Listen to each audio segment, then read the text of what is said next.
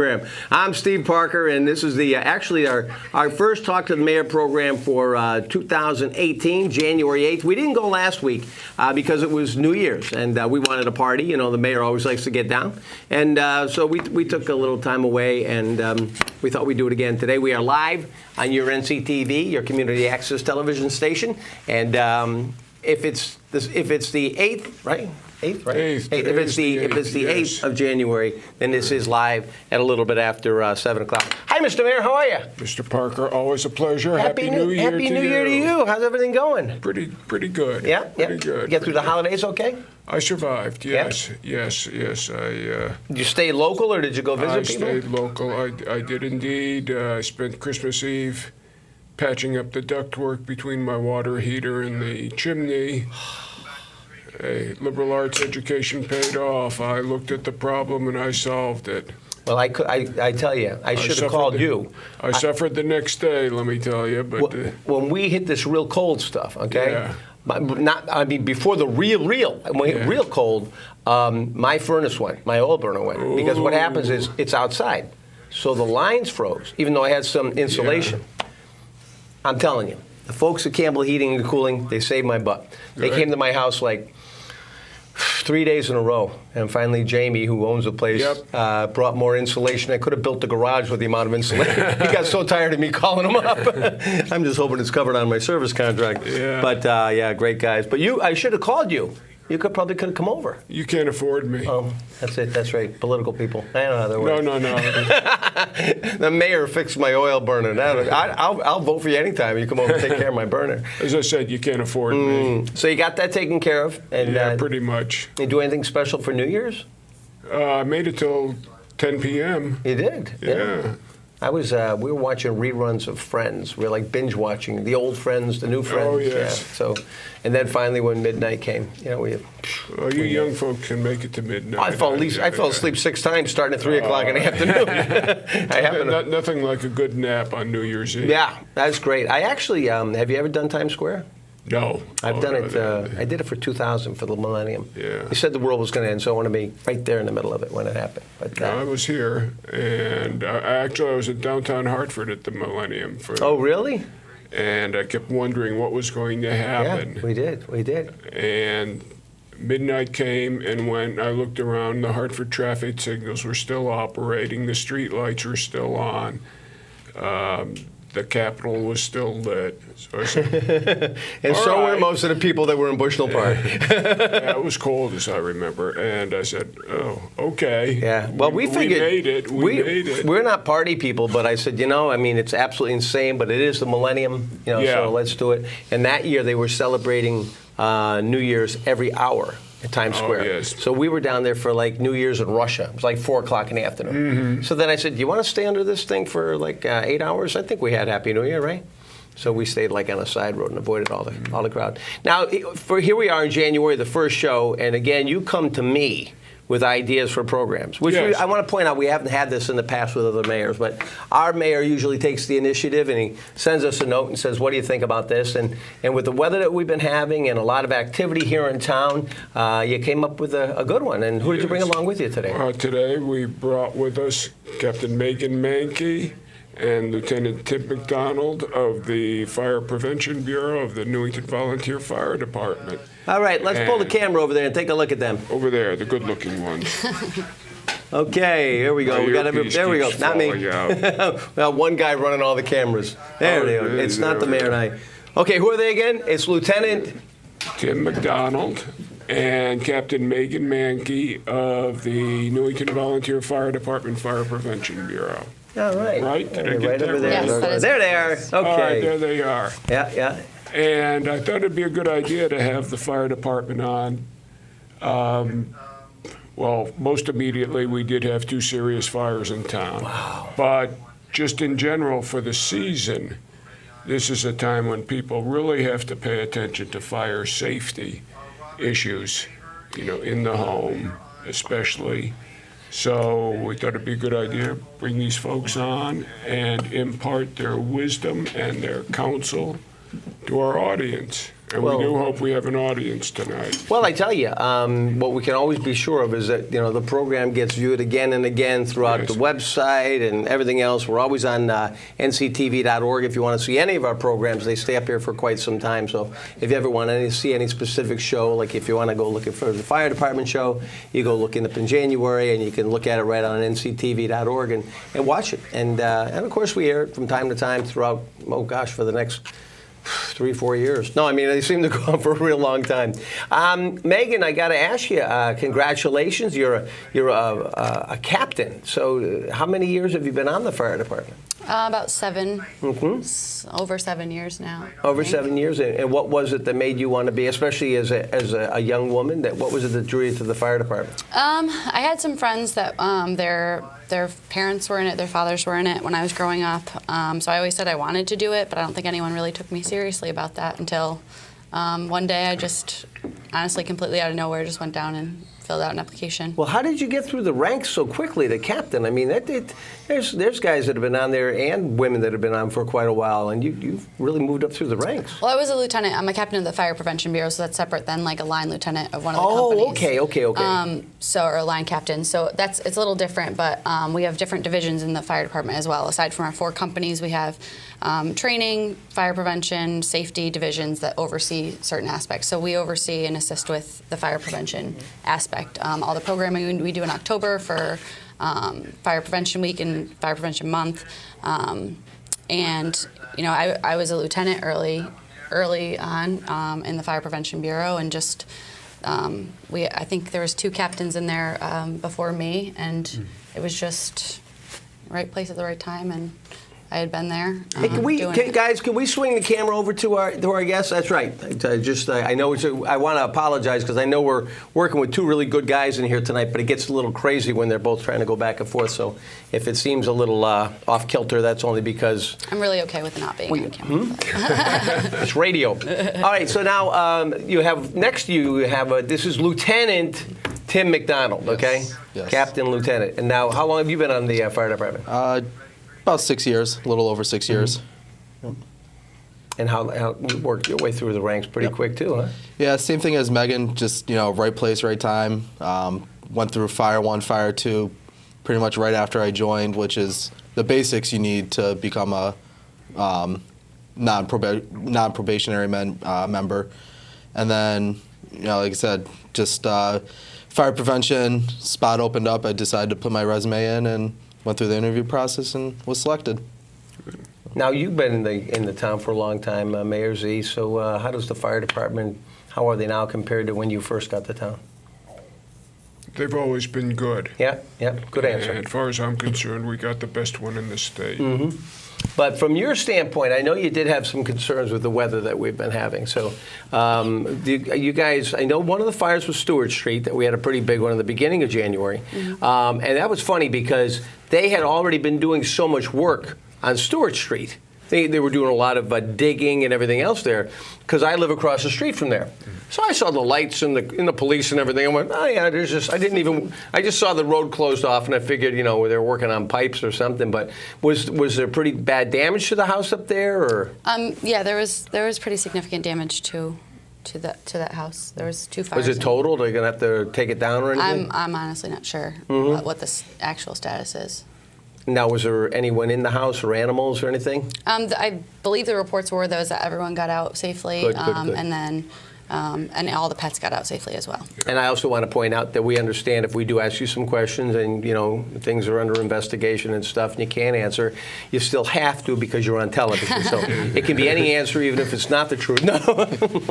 We respect. We respect that. It's a matter of still under investigation. I will say that the house next door to mine, the family's out safely, the pets are out safely.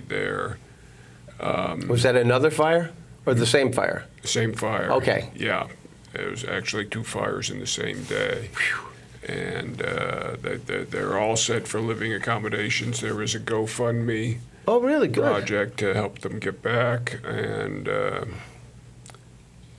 so we've got our fingers crossed. That's good. That's good. We're just feeling very relieved that it was property only and not people, really, because they're good people in that house. So give us an idea of what kind of precautions or measures we should be taking in this cold weather. I mean, Megan, what are we? I see you've got quite a few notes there, and maybe some tips, or maybe you could even leave the tips behind, and our folks here at Channel 14 can just put some up on the screen from time to time. What are some of the things we need to be aware of during the wintertime? Oh, one of the biggest things, especially with, I know it was snowing again today, we're expecting more snow. We just had a lot of snow, is keeping your hydrants clear. We don't have a specific ordinance or statute that dictates who's responsible for clearing hydrants and private hydrants. Yeah. I mean, public hydrants. So, a lot of people think that it's the responsibility of whoever lives, if the hydrant is in their front yard, but if they're unable to do so, if they're elderly, disabled, a lot of times they can't necessarily get out there and dig out a hydrant. So what we like to encourage is it being a neighborhood effort. If you see a hydrant that is covered in snow and it's in your neighborhood, even if it's around the corner, it's probably still the same hydrant we're going to hook up to if we're putting out a fire in your house. So, just while you're out there during the storm and after the storm, making sure that's cleared off, taking a few minutes. It saves us that few minutes when we have to access it, and that could make all the difference. So keeping your eyes open, finding out where your hydrants are in your neighborhood, and if you see that it hasn't been cleared, especially after the snow last week, if it hasn't been cleared, get out there, just take a few minutes and do it. It'll help us out a lot. We have our crews routinely go out and inspect their first due areas, and they'll start digging out hydrants that they see are covered. But again, that's, that they're all doing that. We're all volunteer. We all do it on our own time. So if homeowners could help us out in that aspect, that would be huge. How many hydrants do we have in Newington? I just thought I'd throw that at you for fun. A lot. Oh, yeah, I know. We've got one across the street from me, and I'm always trying to remind the guys that are doing my place to get out there and dig it out. If not, we'll at least try to clear some of it away. Right. Because it really isn't something where you should say, well, it's not my responsibility. If it's a hydrant, it's everybody's responsibility. Well, and the other thing we started doing, too, is on our Facebook page right now, we want to thank people and appreciate people who actually do continually do it.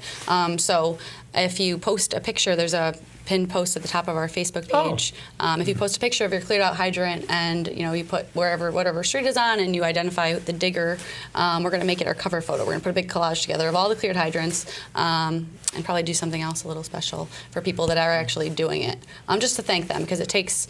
Sometimes we're out there for hours and hours and hours going around our first due areas digging, and that gets tiring. Tim, what about, you mentioned, all the training you went through in Fire 1 and Fire 2. Give us an idea. Let's say it's still 18, right? Yep. Okay, so if somebody's an 18-year-old out there and wants to join, give them an idea of what they're going to go through before they actually do get to the part where they can go out on a truck and fight a fire and be a fireman. So generally, once you hand in the application, we'll do like a short kind of interview with the potential firefighter. Do maybe see how they are with heights. Ladders are a big part of it, so we might put up a ladder and have them climb up just to make sure. If they've never been on a ladder before, might discover, oh, this is really high, I don't like it. So, they kind of do like a It's like a physical. Basic physical. That's what they, when I went on in 1973, that's what they asked me. Yeah. Are you afraid of ladders? I said, that's why I'm joining. I want to get over that ladder fear. And that's really important. Once you pass all that, they're going to assign you to one of the 4 firehouses. So, excuse me, so there's not a specific test you need to take to get to one of those firehouses? There's no specific test or anything. Like I said, to get in, they kind of just, it's a rough test just to see if it might be something for you, or if you might find out it's not for you. That way we don't have to invest the money, because it is very costly between gear and training and all that. So once you hand in the application, they'll do like a quick little we'll call it pre-employment exam. You do have to go through a physical exam, and then once you pass all that, you get assigned to whatever firehouse is closest to you. So like I said, we have 4 firehouses throughout the town. Once you get assigned to a house, you'll get sworn in on the first Monday of the month during the monthly meeting. And then you'll get your gear assigned to you. And generally the gear you get is not going to be the newest, but again, it's just to, they're not going to invest the money until they see you're really dedicated. And they want to make sure that you're fully into it. So before you even go to Fire One, they'll probably make you, see how well you respond to the firehouse for calls for probably 6 months or so, just to see a probationary period. Just to see if this person is responding to calls. Even if there's a chance you're probably going to get kicked off the engine if there's qualified guys, they just want to see that you're showing up. Get out of here. Get out of the way. We got a qualified guy here. So they want to make sure you're dedicated. Once they you prove yourself in that aspect, they'll sign you up with the next available Fire One class. That Fire One class generally runs 4 to 6 months, depending on where you take it. Some are 2 nights a week, some are 3 nights a week. So it depends on where you take it. And then usually it's one Saturday or every Saturday for 8 hours. And the Saturday is the physical portion of the class. So the weekday classes are classroom stuff where you learn what you're going to be doing for that weekend. And it's a lot of time, a lot of effort.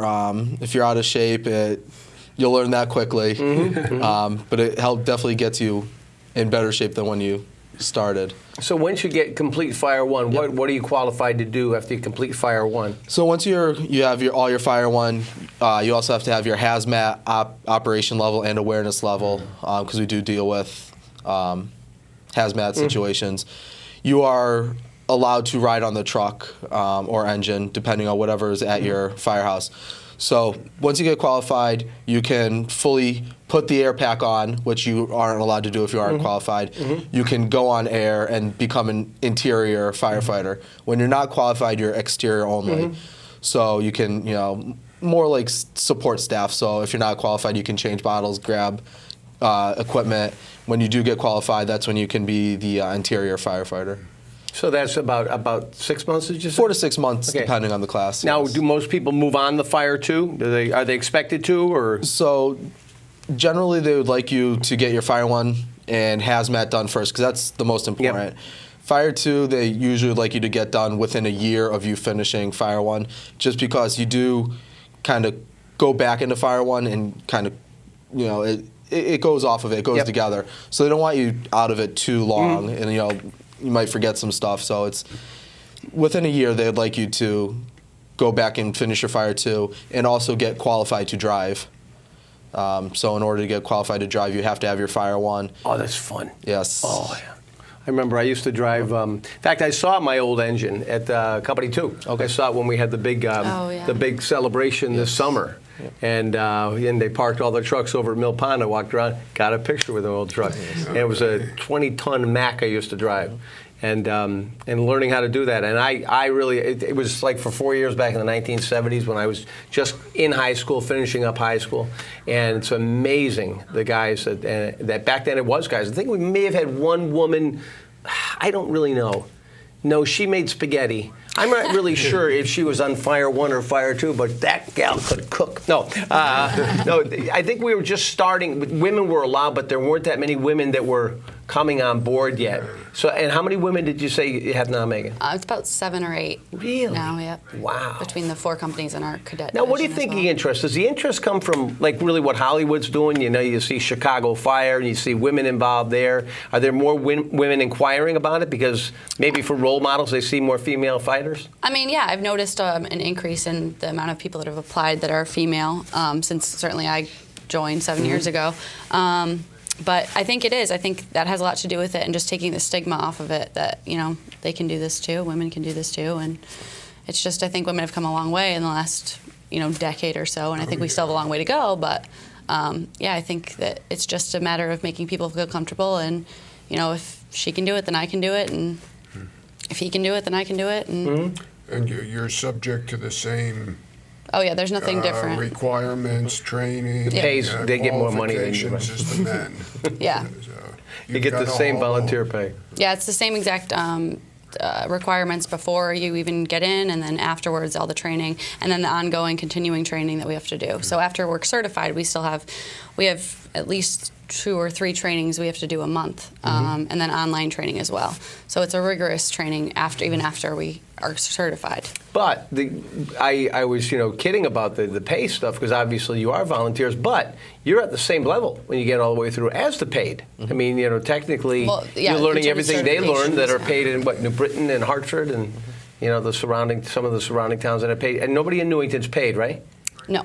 Nobody that's on the line. No, there's a lot of our volunteer firefighters who are paid firefighters in other cities and other towns. Oh yeah, because there was a so time then they there. volunteer here. Yeah, there was a time there that we didn't know if that was going to be allowed, and we're lucky that we do have some professional ones. Mr. Mayor, how about incentives, or are there any tax breaks or anything for our volunteers here in town? I know there was talk about it, but have you seen anything like that? At the state level, I don't. We get. You do get contributions toward a pension. Yeah, we have a pension contribution that is only you have to put in 10 years in order to actually collect on that. In order to be able to collect on that once you do retire. But we also get an annual stipend.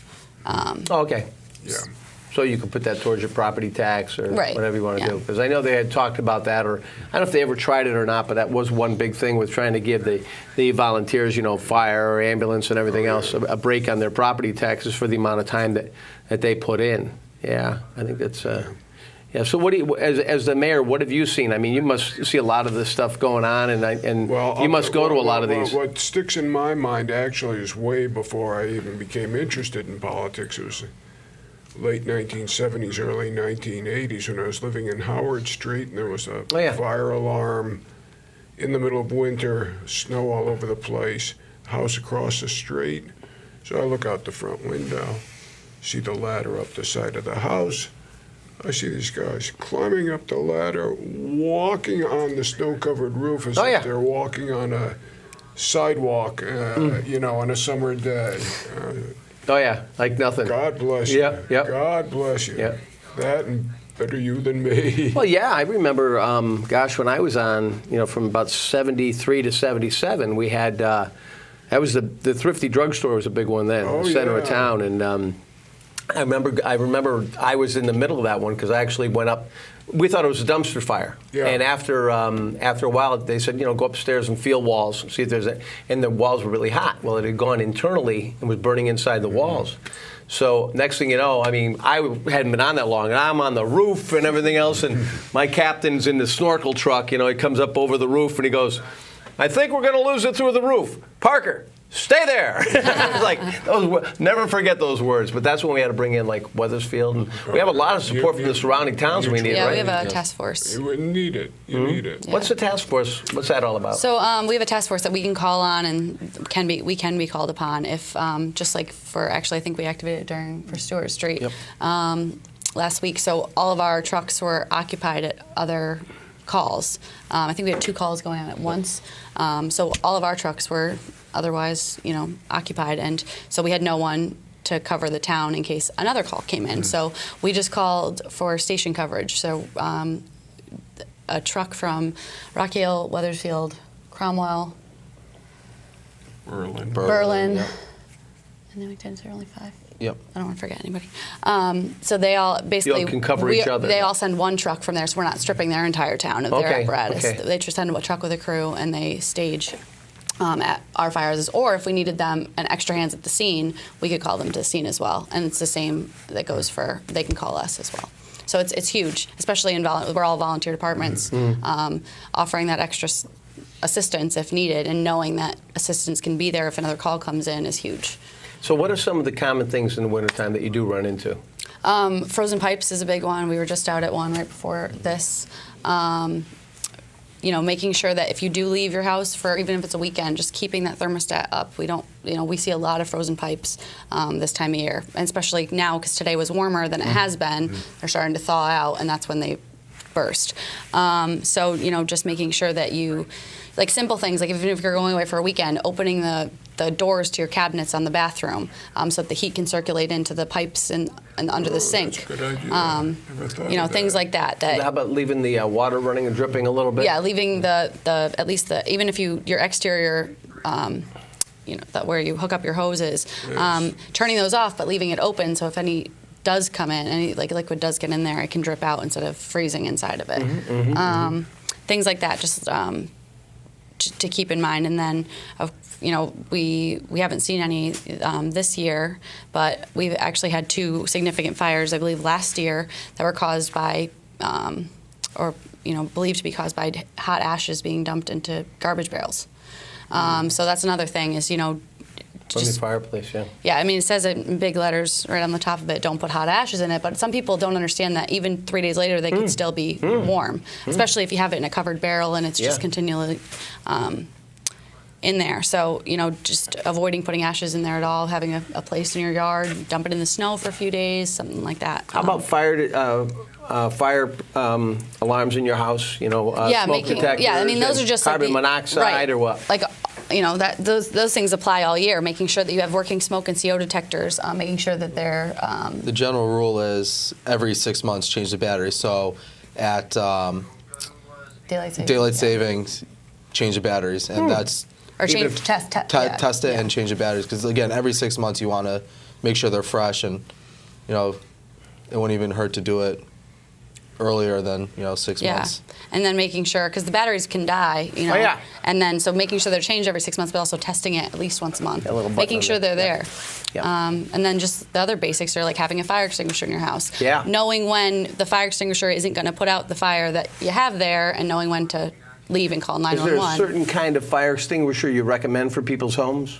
I There's- mean, as far as the level of, say, something on the outside, A, B, C, any of that kind of stuff? Yeah, there's ones that are kind of like general purpose. Yeah. That's what most people I mean, have. most places like Home Depot or Lowe's, Walmart, you can go get just a general ABC fire extinguisher, and that covers pretty much everything. If you want one specific for kitchen, they have special K extinguishers that are meant for grease fires. So, that is an option to have, leave it next to the stove or at least in arm's length. So something close. I know I had that happen in my house. We had, even after all the years on the fire department, my furnace backed up one night, and puff of smoke came out, and there was fire in there. And even when it's your own place, your mind, no matter how you've been trained, goes blank. And I am taking a hose with water and spraying it on an oil burner, and I'm sitting there going, I said, Dad, I made a fire extinguisher. But right away you think, okay, fire, water, and then I'm going, nah, that's not the way it's supposed to go. And it is a whole different thing. Sometimes you really, I had a friend's house catch on fire, wasn't even my district, and I went because I knew the house. But it's a whole different thing when, your mind goes blank. Have you ever had any kind of problems at any of your houses, Mr. Mayor? Knock on wood, no. Nope. The only thing that came close to a problem was a propane tank for the grill that somehow got stuck in the open position. So all the neighbors loved it. I remember it was the same day as the extravaganza, and all the parents in the neighborhood were happy because their kids could watch the fire truck instead of having to be taken to the extravaganza. so they came, it was, they hosed it down, let it bleed into the air, clamped it off, and that was it. What are some of the things I might call the fire department for if I do something at my house? Is there something I would call you if I have a question? Maybe you come out and look at the house, or would you be able to tell me if something was a fire hazard? Like, hey, look at that, that plug in your living room or something like that.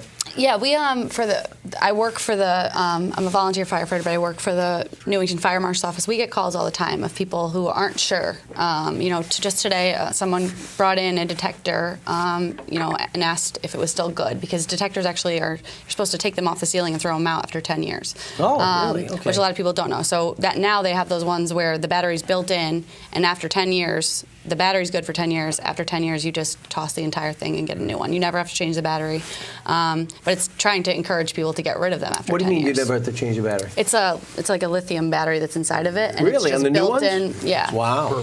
Permanent installation, and of course when the battery dies, it starts beeping in that enormous Right, and then you just take off the entire thing and get a new one, which it's trying So to the encourage. lithiums, you never change it, but it could still die at some point in time and start Right, chirping. right. My grandparents called me one time, and they were so annoyed that this bird was in their house somewhere. I went over there and said, it's fire, it's smoke detector. Yeah, it's tricky. So pretty much, if you have any questions, they can come to you. Is there a certain area where, whether it's Facebook or a website, or how do they go if they want to see like common tips or common questions, frequently asked questions? Yeah. Is there a place they can go? We put a lot of our fire prevention messaging goes out on our Facebook page, Yep. which is just Newington Volunteer Fire Department. If you search that and give us a like, and then especially these past few weeks, I've been posting a lot of tips. Frozen pipes, getting your Christmas trees out. The town offers a great service of picking up your old tree. Oh, good. A lot of people just stop watering their tree after Christmas, but that doesn't mean it's not still a hazard and couldn't still light. So More hazard it actually makes when it dries up. right. And a dry Christmas tree, it goes up like that. Oh, yeah. But I've got videos comparing the two, on the page. That's probably the #1 source. But we also have the town website. The fire department's page on the town website is another great resource. Like I said, calling us anytime. We will go out and, if someone has a question about something, we won't hesitate going out and And helping they don't them. call 911 if they have a question. What's the number to reach you? It's 860-667-5900 is the 860-667-5900. And we may see it on the screen, but if we don't, write it down right now. 860-667-5900. You're also on Facebook. You go to the town website, and we can find a link to your website. Yep. Okay, Yep. so more stuff there. right under departments. It says fire, and you can find it there. Okay, and you're always looking for volunteers? Always, yes. So do they call the same number if they want to volunteer? Yep. Can they shoot a message to you on Facebook? Yep, that or my email is always available for any questions Okay, as cool. well, which And is that's just all up there? Yeah, my email's all over the Facebook page and the town website. Do you as watch well. the Facebook page? Is that part of Yeah, your yeah. job is keeping that updated? Yep, because it's mostly fire prevention oriented. And Tim, you make sure that she does what she's supposed to do. That's your Absolutely. job. They help me out a lot. Absolutely. I've got great lieutenants. It's all about camaraderie. Well, we thank you so much for coming in. I've got one question. Oh, I'm sorry, Mr. Mayor. Go ahead. Supplemental heating sources inside and carbon monoxide. How about speaking to that? Well, we see a lot of problems where people have those portable heaters, but it can sometimes be piled with stuff, or they'll put it on top of a pile of stuff. Those things really need their own space, at least a few feet in every direction of it, keeping those free and clear of anything. If you are going to use them, we don't recommend them necessarily, but if you're going to use them, making sure they're not, there's no clutter around Yeah, it. You're not putting yeah. on top of a pile of clutter. Yeah. If you're leaving your house, turn them off. Definitely don't leave them unattended. running. Even Christmas trees, some people just forget to unplug them. Yep. Even Well, and then especially if they're even dry. on a fake one, you can't be too. You can never be too safe. Right, but then you said about carbon monoxide. The other thing I was going to mention tonight too was making sure, especially with the snow, making sure your exterior vents are cleared. So because that vent is intended to be pumping out. CO if you have gas appliances, even your dryer vents. If that's blocked, it can cause a fire in your dryer as well. So making sure that during a snowstorm, just like your hydrants, just like everything else, your sidewalks, everything, just doing a quick once over of the exterior of your home, making sure that those vents are dug out as well. So when our power goes out, when we lose everything, what kind of precautions should we take then? If we lose power for a day or two. So you want to make sure that your detectors and your CO detectors especially are not hardwired, and if they are, they have a battery backup so that they'll still work, and make sure there's a battery in the battery backup portion of it, because a lot of the CO detectors actually plug into the wall, and if you don't have power, the CO detector doesn't work. But if it has a battery backup and you make sure that that's tested and working, it will. Not running generators inside your house. We've seen a lot of CO calls for that. Or they're running it in their garage, but then they have their house door propped open because they want it, and CO is... Yeah, we lost somebody during the Halloween storm who was running a generator in his garage. Yeah, it's never advised to do that. Going off of that, we know people want to start their car now, being so cold, you need to let it run. If you're going to start your car and it's in your garage, open up your garage door and back your car up so the exhaust is outside and can vent out. Right.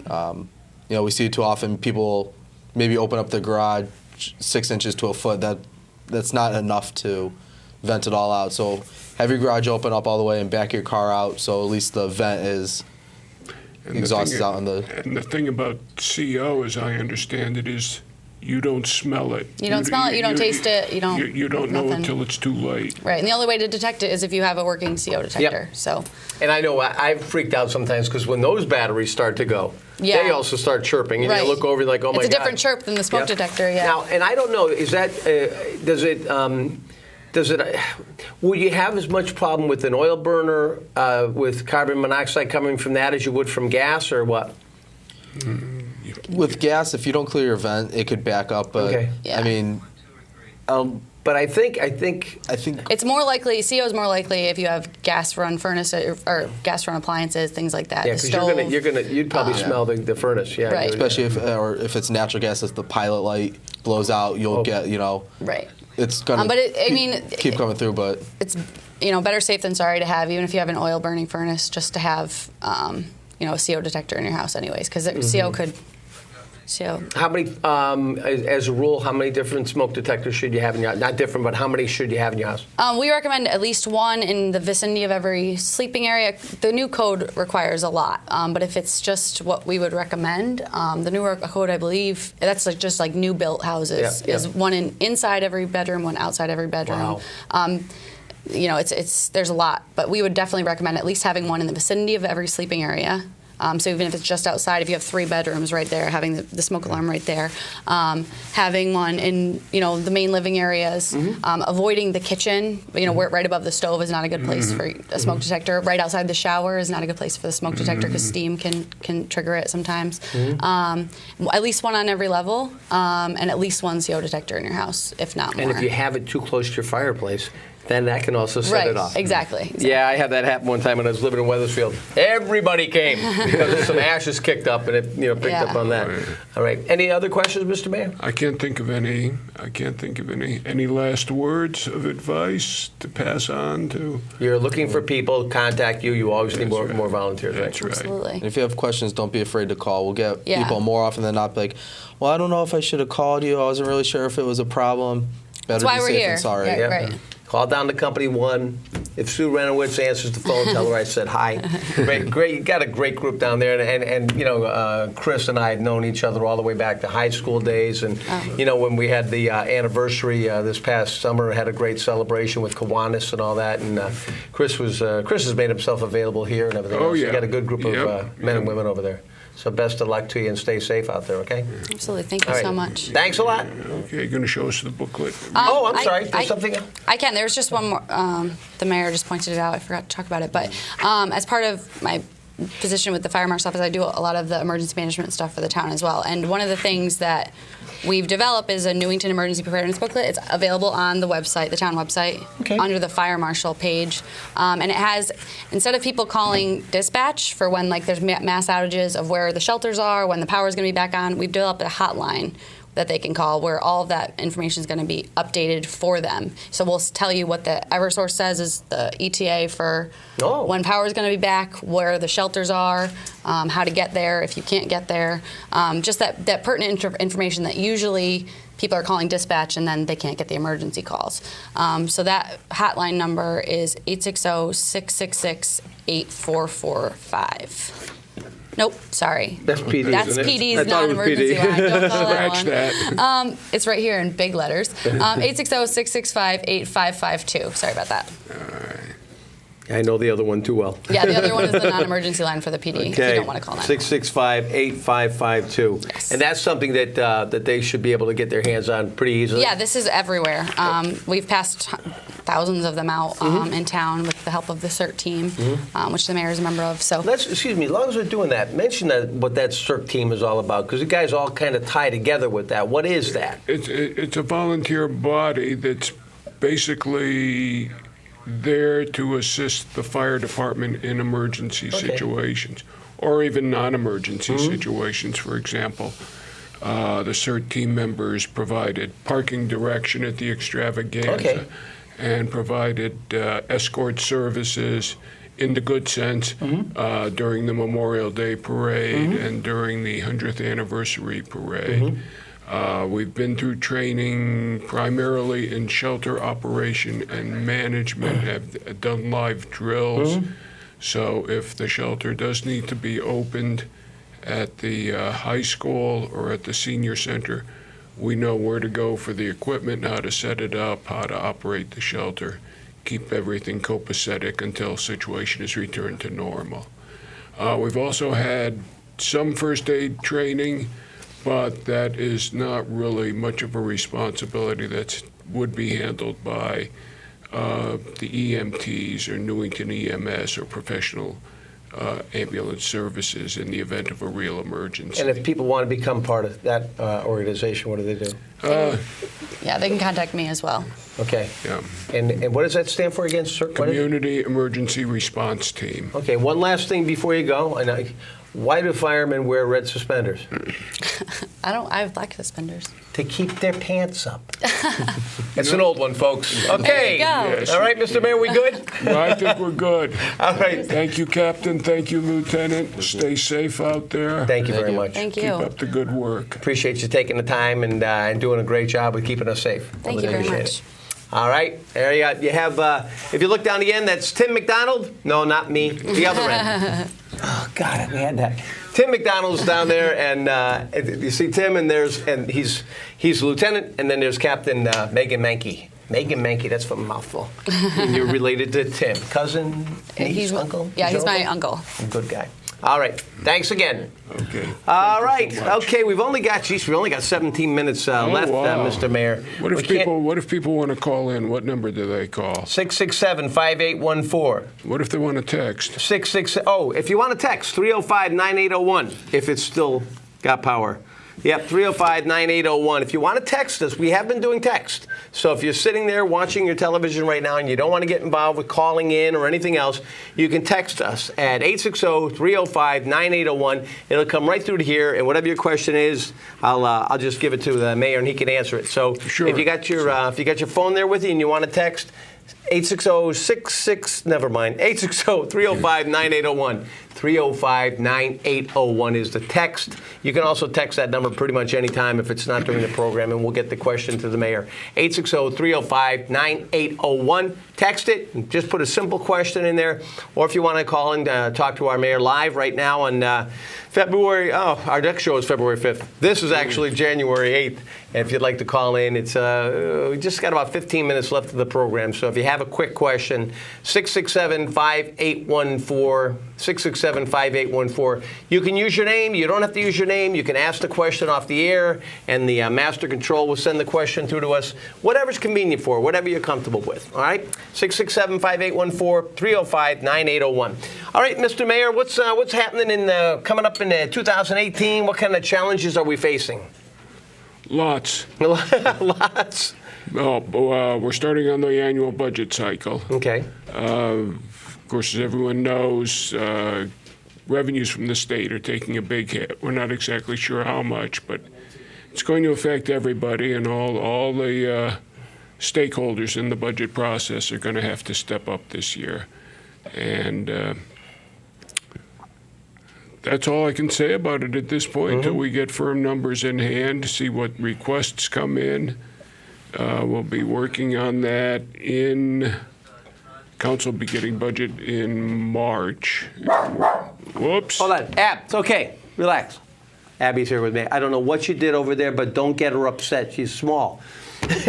She doesn't like hearing about She never budgets. barks, so whatever he did. Now, when did our new council started right away, or we don't wait till January? No, we're in. We were sworn in a week after the election, starting at 8 p.m. to make sure we got the full 7 days in. And so we're busy. We're busy. Boy, I tell you, I went to one of the planning and zoning or whatever they do. Yeah. Wow, that is something. And I will say, hats off to the folks here at Channel 14 because, wow, to stay on those meetings all night long with a camera. Yeah. And especially to see the subject matter and you're on a camera and you can't make any comments. I know. I want to run in there, but I will say a special thanks to everybody here at Channel 14 at NCTV for putting in endless hours to cover all of our meetings in town or pretty much try to be multiple places at once. So thank you very much, and really appreciate the support back there because I couldn't believe the amount of people that turned out. Yeah. Oh, it happens. It happens. I do want to mention one thing, though. Not a very popular topic. Oh, good. Let's have it. All right, it's January. Yeah. That means tax bill time. Oh, yeah. That's It's, yeah. That comes around, doesn't it? Second installment of real estate. Yep. You got the two parts of the bill mailed last June. Okay. And one of the ways we economized is one mailing. So hope people haven't lost their second. Whoa. You mean I'm not going to get another reminder this month to tell me to pay it? Nope.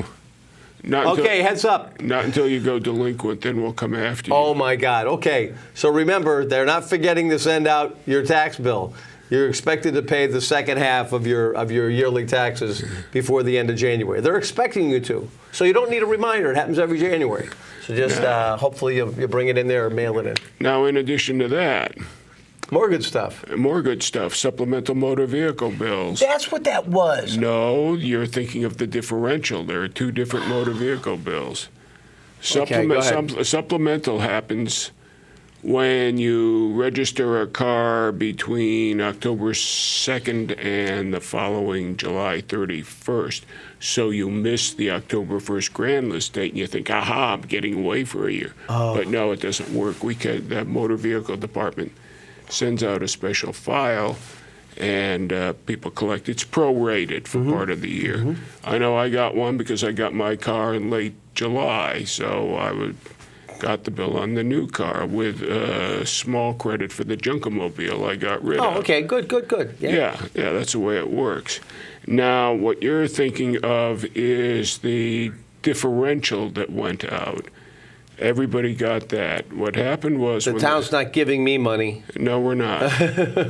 What happened was when we adopted the budget last April, under state law, the mill rate for motor vehicles was capped at 32 mills, whereas our mill rate for everything else was 36.59 mills. Okay. State law says, no, 32 mills on cars only. We promise we'll make up the difference. Yeah, well, you know what happened to that promise. Yeah, right. So with the adoption of the new state budget, finally, the cap was altered to permit towns such as Newington to impose a mill rate above the 32. So that's where we call it the differential tax bill comes in, which is the difference between what the original tax bill was at 32 mills and what it would have been at 36.59. Oh man, people are going to be really confused this year. No, they're not. It's very simple. You got a car assessed at $10,000. Yeah. Last summer, you got a tax bill at 32 mills, $320 for the tax bill. Yep. All right.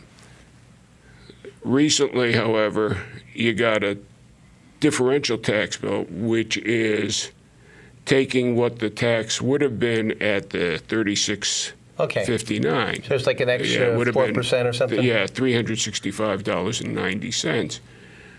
And the differential tax bill is the difference between the 32 mil tax bill and the 36. In this case, this example, nice and simple, at $10,000, it's $45.90. So that's what the differential is. Okay, so now tell me how many things are going to be coming in the mail to me in January. We're not going to get anything for our real estate, for our houses. That's correct. Because that went out in July. That's correct. You should have already gotten your differential tax bill. I got that. And if you bought a car between October 2nd and July 31st, you'd get a supplemental tax bill. Okay. Now, you won't get a differential tax bill if the amount owed is under $5. Okay. It's just not worth it to process. Under what? Under $5? $5. Okay. Yeah. One thing I want to say, too, because I've gotten some comments back from members of the public and gotten reports of conduct at the tax office. The tax office people collect the tax. Oh, they're wonderful They people. don't decide the rate. Sure. They aren't the decision makers. If you've got a beef about the tax rate, come to me, come to a council meeting, speak then. Don't make a fuss at the tax office window. Those people are working hard enough. They're not responsible for it. The elected officials are the ones responsible. come talk to us. And of course, we may very well ask you, you complain about the tax rate, where were you during the public hearings on the budget? Right, right. You know, so, all right, there's one sermon. The other one has to do with plowing, snow plowing. Now, we had that bad storm a couple of days. Oh, yeah. Our highway crew was out there all day, amazing. into the night. Yep. And we get a few individuals who have to sit at home nice and comfortable at their computer terminals or with their smartphones, complaining about their street not being done or not being And putting it on plowed Facebook, cleanly right? enough, Yeah. right on Facebook. Knock it off. Knock it off. We've got one of the best highway departments Oh, yeah. in this state. Yep, yep. The purpose of plowing, especially in the early stages of a storm, is not so people can drive out and get to the store, or go to the mall, or go out on a date. It's so emergency apparatus can get through, Right, like right, fire right. trucks, Yep, ambulances, yep. and police cars. Yep. That's the purpose of first go-round on plowing.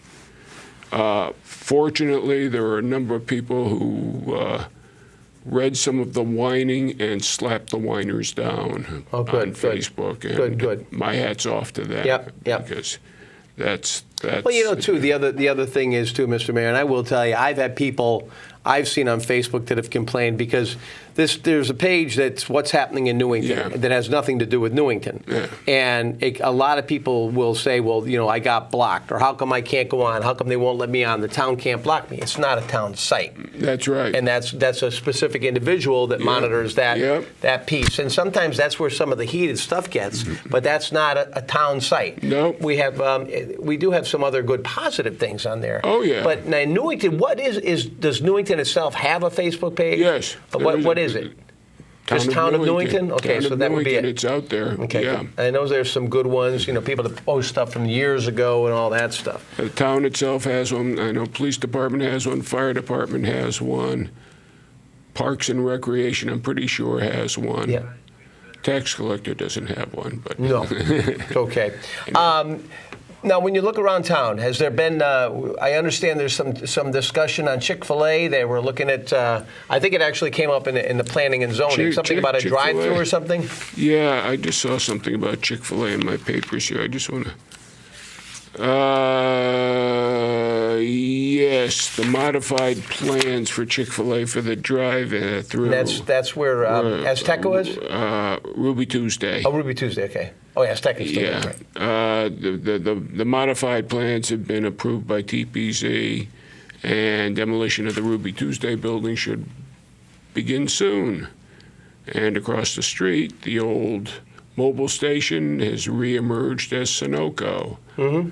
And the Sunoco sign is up. There's a plan for a small expansion to the convenience store part of it. So Good. there may be a ribbon cutting in the near future or not. Perfect. We did get in fact, I was going to ask you a question, and the question just came up off the air.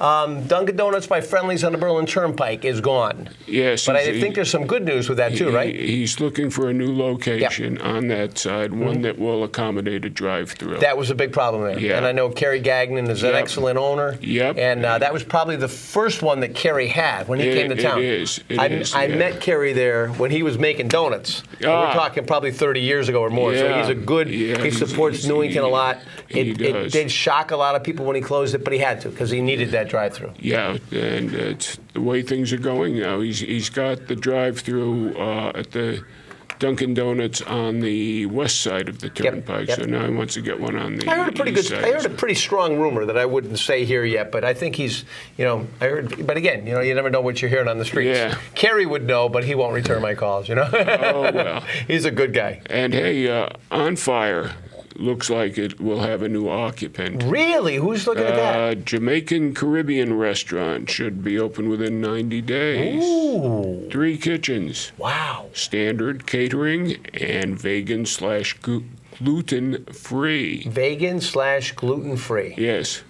And now that's the On Fire. The On Grill. Fire. And is it got a name or is that what it's called? No, It's Jamaican and what? It just, all I know at this point is it's Jamaican? going to be a Jamaican Caribbean cuisine there. Oh my God. Yeah. That would be pretty wild. Because we lost Caribbean concepts on Willard Avenue. That was primarily a takeout place. Oh, yeah. We lost that. Yeah, Adrian had to close that one down.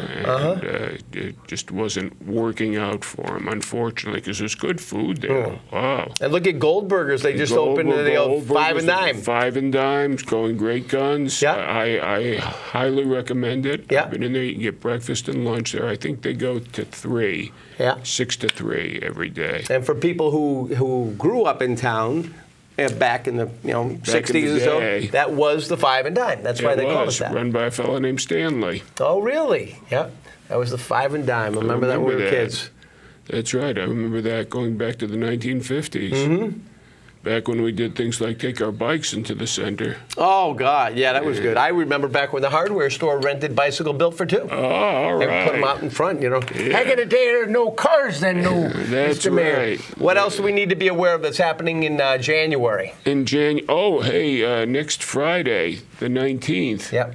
Is the Friends of the Library annual wine, beer, and cheese tasting at the library in the evening. This isn't the chocolate thing. Maybe it is. Okay, because they do that. Because I think they have chocolate, they have beer, they have wine, they have What a cheese. party. It's a good time. Tickets are $15 if bought in advance, $18 at the door. Mm-hmm.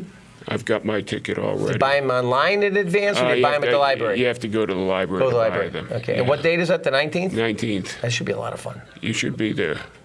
It's a place to be seen, Hey, and I do want to say, all us A-listers are going to be there, well, something I will say, Mr. Mayor. I never know where you're going to show up. And the other night you were disguised. But I saw you over at the gathering for Peter Lavery, and that was a beautiful gathering. That was a beautiful ceremony. And I worked with Peter. I worked with his 2 brothers. Great family. Terrible thing to happen to his family. Beyond terrible. Terrible thing to happen to the police department and to the town. So it was. I'm glad to see that the tradition of remembering him is continuing. Oh, and this year having the high school choir there. Oh, that was a new thing. God, it was incredible. All right, So- but our thoughts and prayers are always with the Lavery family, yes. and that was a great tribute. They do that every December 30th around 10 o'clock or so in front of the police station. They started a little after 10, Yep. and it's generally wrapped up at about 10:20, 10:21, which is when he got that last dispatch call. Yeah, and they call that out. Yeah. Damn. Oh, and this year they had the Piper playing. Unbelievable. Yeah. Very powerful. So, great job, guys. All right, and the fire department, police department, they were all down there. So it was great. Mr. Mayor, February 5th, we're going to do it again? Yeah, by all means. All right, and enjoy the rest of the month of January. You too. Stay warm. You too. We're All going right. to wrap up now. We're going to say good night. It Good tells night. us we have 1 minute to go. That No, means- we're done. We're less than that. We're ready to say goodnight. Oh. Yeah, they're already done with us.